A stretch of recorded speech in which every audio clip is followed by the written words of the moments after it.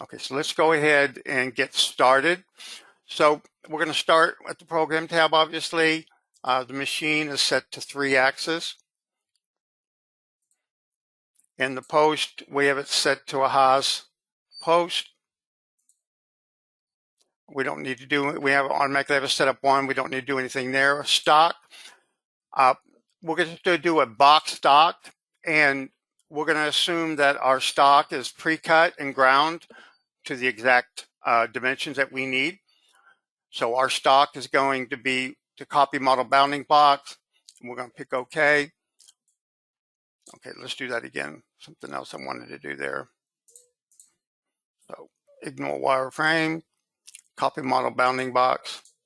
So it matches the size of the geometry. Okay, we'll pick OK there. And alignment, we need no alignment because it's automatically the same size as the part.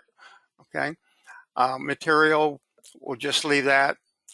Okay, for WorkZero, let's go ahead and do it to the stock box.